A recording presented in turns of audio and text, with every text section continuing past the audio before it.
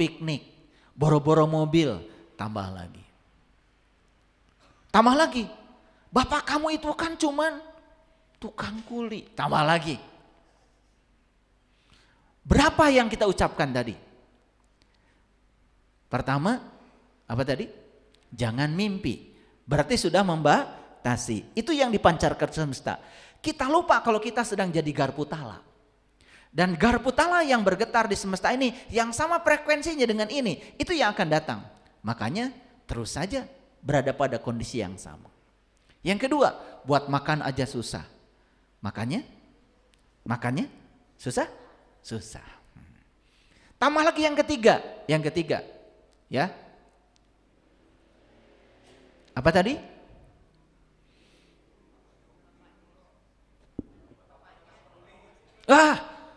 Bapakmu cuma kuli. Ya bapaknya kuli terus. Pernah mengucapkan itu? Oke. Dari mana ucapan itu? Bukankah dari sini? Dari sini dan dari perasaan kita sendiri. Bayangkan setiap hari kita terus menerus bergulat dengan itu. Kita tidak sadar kalau diri kita adalah sumber getar dan kita sedang menggetarkan yang di luar diri kita. Makanya akan hadir dalam kehidupan kita hanya itu saja.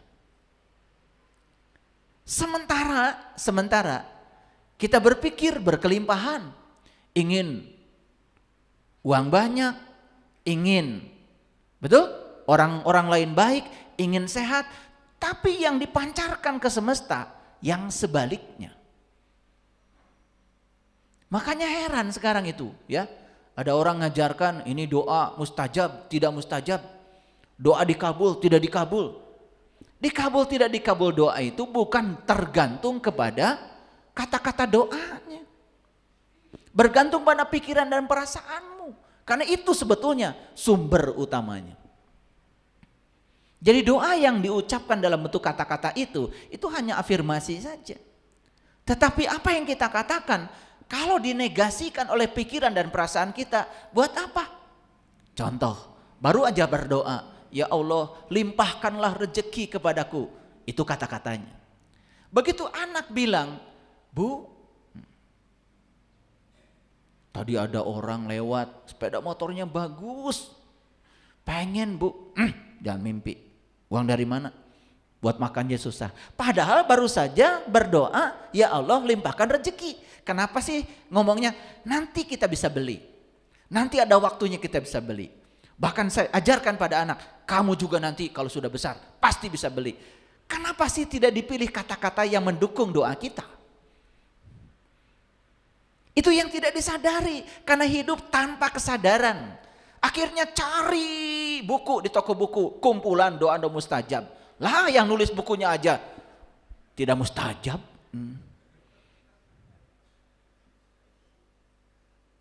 Karena saya pernah punya teman nulis kumpulan doa-doa mustajab. Mohon maaf, susah hidupnya. Itu buku hanya untuk dijual pada orang lain dan tidak diamalkan oleh dirinya. Makanya suatu saat saya ajak diskusi dia. Saya ubah pikiran dan perasaannya. Kepada dia dimasukkan pikiran positif. Sampai sini mengerti? Oke. Nah, kenapa judul ini menjadi penting? Kenapa kita harus paham bahwa semesta ini adalah garpu tala kosmik? Karena apa yang kita getarkan lewat pikiran dan perasaan kita, itu yang akan datang ke dalam kehidupan kita. Coba sekarang diubah menjadi tanpa batas. Saya ini sekarang sedang mengalami satu kejadian yang luar biasa. Setiap hari ada orang datang ke rumah menawarkan tanah, menawarkan rumah, tiap hari. Dan ketika mereka menawarkan tanah, saya tidak mengatakan uang dari mana, tidak. Nanti kita lihat ya, semoga saya bisa membelinya. Ya keluarkan aja kata-kata itu. Daripada, wah Pak, punten, boro-boro meli tanah Pak. Kau tuang oge sesah. Nah. Jadi bagaimana? Keimanan kita adanya di mana? Katanya Allah bersama kita. Lebih dekat daripada urat nadi leher kita. Dia maha segalanya.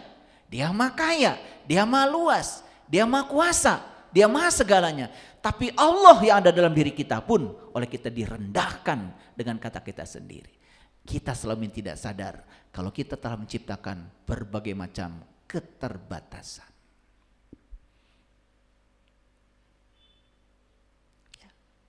Saya kalau berangkat sama istri saya, nih istri saya tuh yang paling cantik. Ini istri saya. Kenalkan istri saya.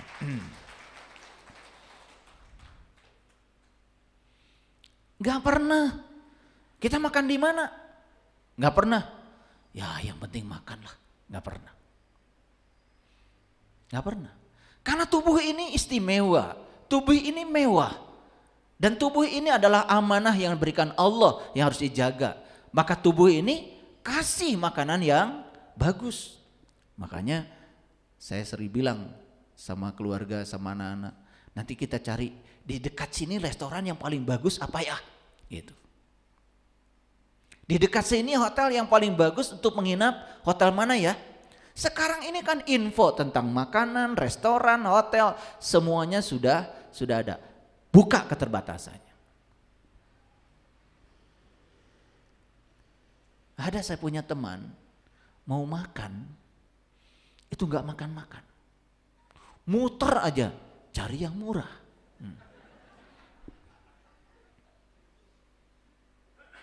Karena dia sudah terbiasa dengan keterbatasan, tidak memantaskan diri. Coba, saya sering bilang kalau ada baju bagus mahal, jangan berkata ah mahal, jangan.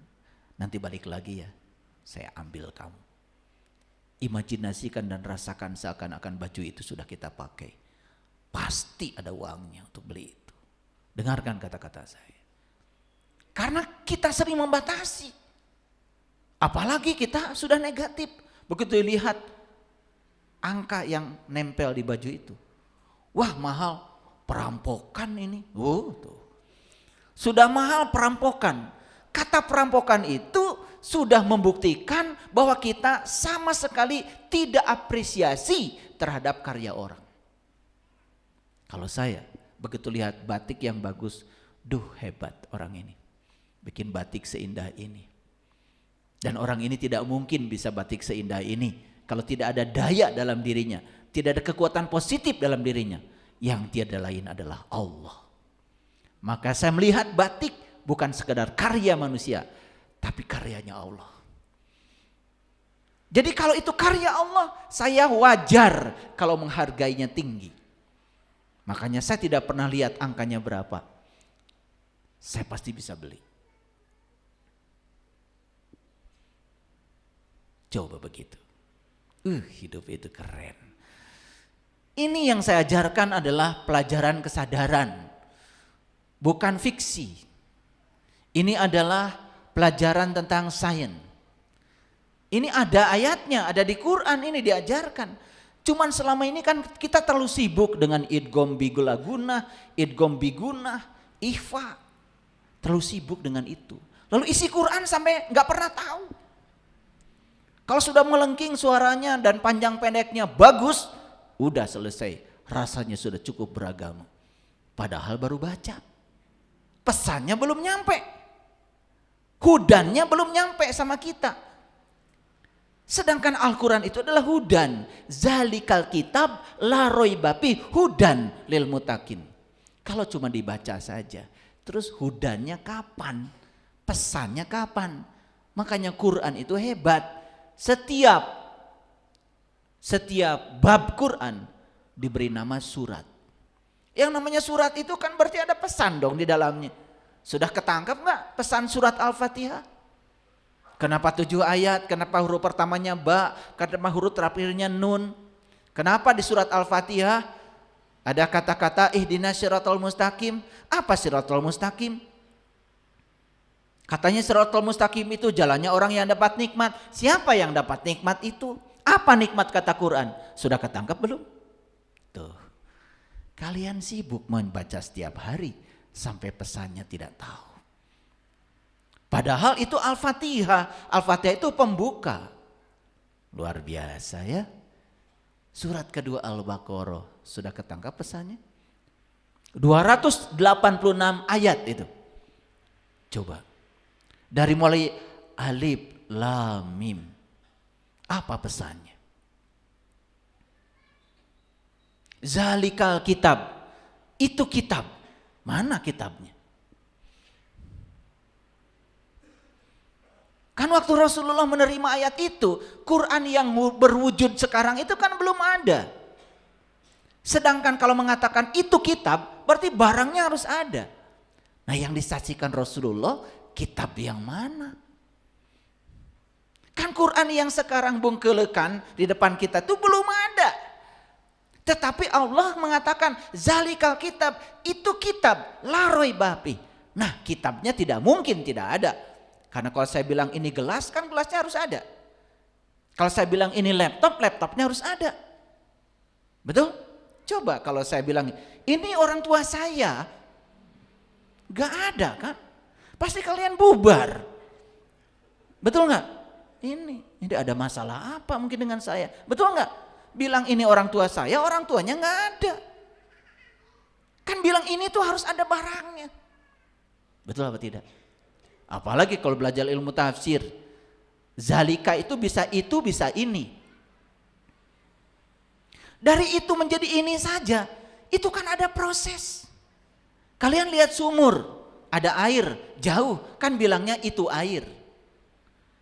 Kalau sudah di ember, bilangnya ini air. Nah, dari itu menjadi ini saja, kan harus ada upaya. Coba kalau didalamin, keren banget. Cuman kita tidak sampai situ ngajinya. Pokoknya kalau da ada titiknya,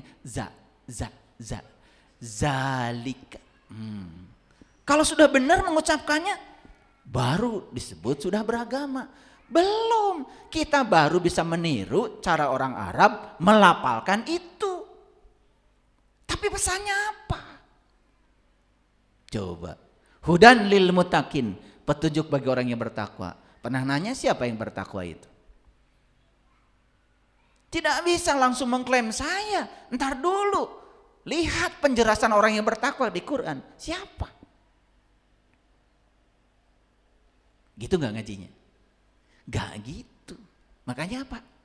Ya nasibnya juga gitu-gitu aja. Hidupnya juga gitu-gitu aja. Bahkan masalahnya pun itu-itu saja. Keluhannya itu-itu saja. Aduh, tidak kreatif hidup. Masalah aja itu-itu aja. Atau bikin masalah yang baru.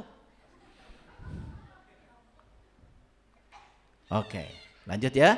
Sudah paham ya judulnya? Saya tunjukkan ini gambar. Ini garpu tala yang satu, itu adalah sumber getarnya. Garpu tala yang kedua, ini garpu tala yang lain. Cuman frekuensinya sama. Ternyata gelombang dari garpu tala satu bisa ditangkap oleh garpu tala dua. Kenapa? Sama frekuensinya. Jadi kalau saya memancarkan gelombang lewat otak saya dan perasaan saya, dan yang dipancarkan yang negatif, garpu tala mana di semesta ini yang akan bergetar? Yang sama frekuensinya. Yang sama frekuensinya. Tetapi kita selama ini tidak jujur. Kita mengira yang datang dalam kehidupan kita itu seakan-akan didatangkan oleh Allah. Tidak. Yang mendatangkan kamu sendiri. Allah itu hanya Rabb al-alamin. Dia adalah kehadiran, dia adalah keberadaan. Allah hanya menunggu apa yang kamu pancarkan. Maka Allah bilang, aku bergantung kepada sangkaan kamu. Aduh, memahami hadis itu aja dari dulu gak lulus-lulus. Saya juga gak ngerti, kalian tuh sibuknya apa? Padahal Nabi Muhammad bilang, tafakur sejenak jauh lebih mulia daripada sholat sepanjang malam. Itu hadis. Tafakur sebentar jauh lebih mulia daripada sholat sepanjang malam. Bukan berarti bahwa Nabi Muhammad menyepelekan sholat, bukan. Kamu sholat juga gak ngerti tujuannya, tidak akan mencapai tujuan sholat. Jadi artinya Nabi Muhammad menitik beratkan apapun yang kamu lakukan, Pikirkan heula. Pahami dulu. Kita ini selama ini terlalu sibuk mengamalkan sesuatu yang sebetulnya kita sendiri tidak paham. Makanya di Quran disebut manusia yang semacam itu manusia yang rugi. Rugi itu banyak aktivitasnya, tetapi tidak berbuah. Paham sampai sini? Jadi garpu tala yang sebelah kiri itu sumbernya. Yang kanan, yang lain yang bisa digetarkan oleh sumber itu. Kenapa bergetar yang kanan? Satu frekuensi. Nih coba perhatikan dalam hidup. Tukang gosip pasti temannya tukang gosip lagi. Coba lihat aja. Kalau nggak percaya sama saya. Orang yang mikirnya negatif itu akan dikumpulkan dengan mereka yang negatif. Karena sama frekuensi. Coba tukang ngeluh, pasti ketemu lagi dengan tukang ngeluh. Tukang curhat, pasti bakal ketemu lagi tukang curhat. Coba perhatikan, cuman kita tidak memperhatikan itu. Ketika kita mengubah diri kita di frekuensi yang berbeda, saksikan saya, yang hadir di kehidupan kita, orang-orang yang frekuensinya berbeda. Makanya coba perhatikan, ketika kalian dulu butuh guru ngaji supaya bisa Iqra 1, Iqra 2, Iqra 3, Iqra 4, Iqra 5, Iqra 6, yang akan hadir pasti guru Iqra. Setelah Iqra selesai, kemudian kalian menganggap sudah selesai belajar agama, ya sudah selesai sampai di situ. Tapi yang punya kebutuhan lain, saya ingin belajar ilmu hakikat, ilmu thorikat, ilmu ma'rifat. Di kebutuhan itu karena dia berada di frekuensi yang berbeda akan hadir guru-guru yang berbeda. Perhatikan aja. Siapa yang menarik itu? Kita sendiri. Makanya mengubah nasib berarti mengubah pikiran dan perasaan. Oke, lanjut. Gambar apa ini? Yang sebelah kiri gambar pemancar. Yang sebelah kanan gambar radio. Nih supaya radio ini bisa menangkap siaran, apa yang harus dilakukan? Pertama radionya harus ada baterainya. Itu dulu. Betul? Iya dong, harus hidup. Lah nggak ada baterainya? Jadi kita harus hidup. Saya mau nanya dulu, kalian hidup apa tidak?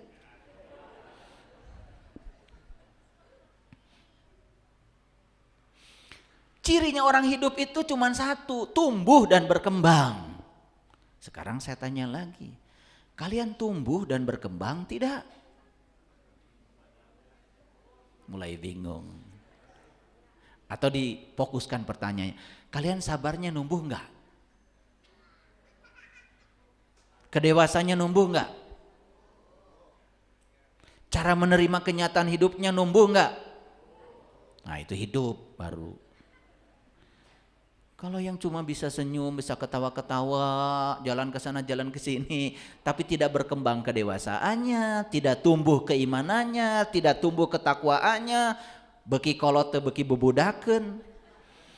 Cek saha? Kalian tumbuh. Tumbuh itu cirinya, hidup itu cirinya tumbuh. Awas. Udah jawab sendiri ya. Hidup apa tidak? Syukurlah. Jadi radionya harus hidup. Berarti harus ada baterainya. Baterai itu disebut spirit, energi. Nah dalam diri kita ada baterai. Cuman baterainya itu macam-macam nih ya. Ada yang lemah, ada yang kuat sedikit, ada yang super kuat baterainya. Itu spirit. Spirit itu semangat hidup. Makanya kalau bangun pagi sudah baud, kemurungsung, marah-marah, itu karena tidak mengerti hidup. Memandang dunia ini sebagai tempat yang suram. Orang yang semacam ini, ya suram terus hidupnya. Karena dia tidak bisa memandang dunia sebagai tempat yang banyak peluang, banyak probability. Indah dunia ini. Makanya kalau saya bangun pagi itu setelah saya berterima kasih kepada Sang Pemilik semesta ini. Sebelum bertemu dengan yang lain-lain, pertama yang saya temui ya beliau dulu. Setelah itu kemudian saya meditasi. Saya berterima kasih pada tubuh saya. Dari ujung rambut saya bilang terima kasih kepala, terima kasih rambut, kamu keren. Terima kasih mata, kamu terus melayani, melihat keindahan semesta ini. Terima kasih telinga, keren kamu. Terima kasih hidung, terima kasih gigi. Makanya gigi saya sekarang usia saya 58 tahun, gak ada yang bolong. Karena setiap hari saya rawat, saya ucapkan terima kasih. Saya ucapkan terima kasih pada jantung, pada semua. Cukup? Belum cukup. Saya minum air, kemudian saya olahraga. Tiap hari saya olahraga 30 menit. Ya, harus dirawat tubuh ini. Baru sarapan pagi yang sehat. Udah, setelah sarapan, terima kasih semua makanan. Kamu telah menjadi energi dalam tubuhku. Dan energi ini akan aku gunakan untuk melakukan usaha. Apa usahanya? Ya udah seperti ini. Saya datang ke sini, ya, menyebarkan kesadaran, hidup indah. Selalu setiap bangun pagi itu penuh sukacita, meletup-letup. Batin ini meletup-letup, rasa ini meletup-letup. Makanya seharian itu tidak pernah ada yang tidak ajaib. Semuanya menakjubkan, semuanya keren. Saya bisa bertemu Bapak Ibu di tempat ini, menakjubkan bagi saya. Karena pertemuan ini mahal. Belum tentu besok lusa kita bisa bertemu seperti ini lagi. Hari ini adalah hari yang sangat penting bagi saya. Saat ini adalah saat yang paling penting bagi saya. Dan sekarang saya bersama dengan orang-orang penting.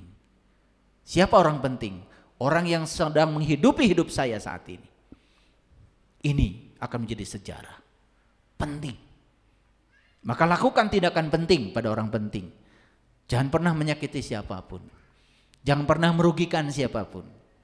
Jangan ada lagi kata-kata yang terucap lalu membuat orang lain berkurang kebahagiaannya. Coba jaga, riksa, waspada kemanapun kita pergi. Kalau punya uang di rumah, penuhi sakunya dengan uang. Di jalan, bagi. Coba rasakan keajaibannya, luar biasa. Oke, lanjut dulu. Yang sini pemancar, yang sini radio. Kapan radio ini bisa menangkap siaran dari pemancar? Satu, radionya harus hidup. Yang kedua, radionya harus diubah frekuensinya. Mau menangkap siaran dari radio mana?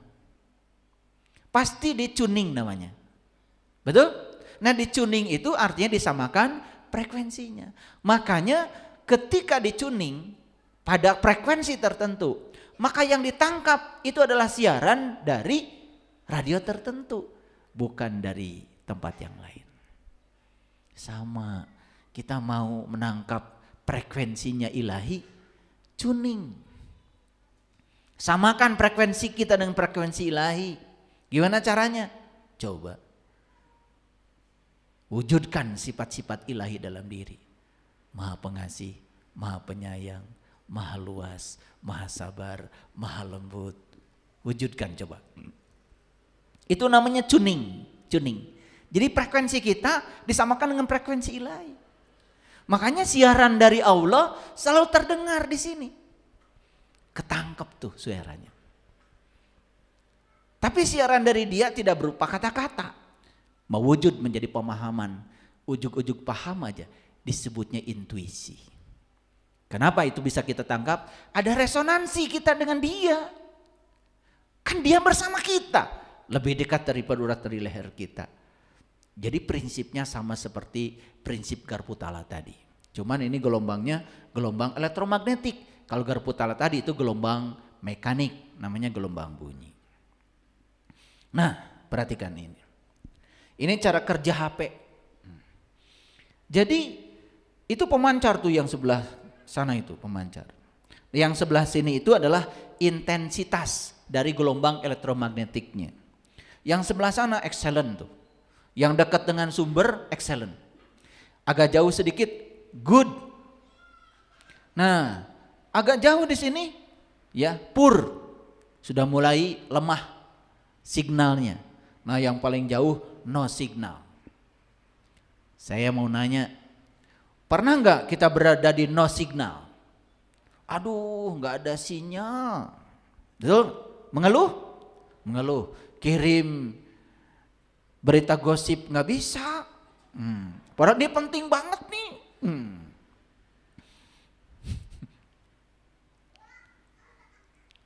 HP kita saja kalau di luar jaringan, out of network, gak bekerja. Gak bisa nerima WA, gak bisa nerima video, karena di luar jaringan. Ini HP.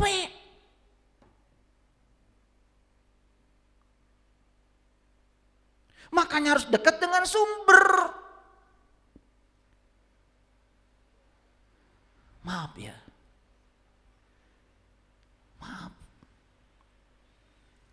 Banyak orang yang tidak sadar kalau dirinya ada di luar jaringannya ilahi. Maka lost control. Marah-marah, menipu orang, berbuat jahat, korupsi, merugikan masyarakat. Itu berarti dia sudah keluar dari jaringan, out of network.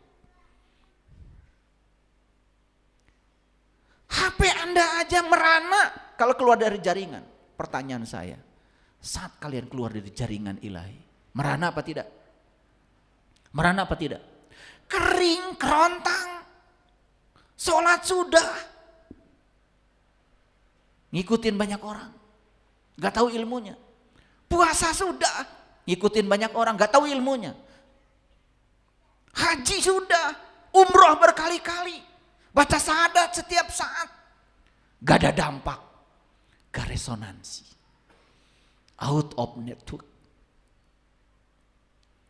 Makanya hidup tidak jelas, takut menghadapi kehidupan, takut menghadapi kematian. Banyak uang susah, komo teu boga duit. Sehat susah, komo gering. Betul? Rumah besar susah, tidak bahagia. Apalagi ketika tidak punya rumah. Bayangkan, bahagia hanya angan-angan. Kenapa? Gak tahu ilmunya. Dikiranya bahagia itu kalau mendapat. Hadirin, mendapatkan sesuatu itu bukan bahagia. Mendapatkan sesuatu itu artinya senang. Dan senang dengan bahagia beda. Bahagia itu melepaskan. Punya uang 100.000, makan sendiri di restoran, gak bahagia. Tapi 100.000, makan dengan teman, beli nasi bungkus, 10 bungkus walaupun cuma 10.000, makan sama-sama. Dan orang yang tadi tidak punya makanan bersama kita makan, lihat senyumnya pada mereka. Itu bahagia tuh begitu, melepaskan. Makanya bahagia itu tangan terbuka. Tangan terbuka itu adalah pengorbanan. Tangan tertutup, ini keangkuhan.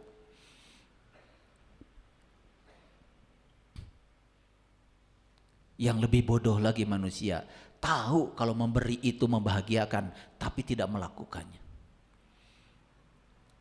Lebih bodoh lagi manusia, tahu ilmunya tetapi tidak melakukannya. Tahu kalau korupsi itu merampok hak orang lain, tapi tetap melakukannya. Itu orang yang paling bodoh. Gak ada artinya hidupnya.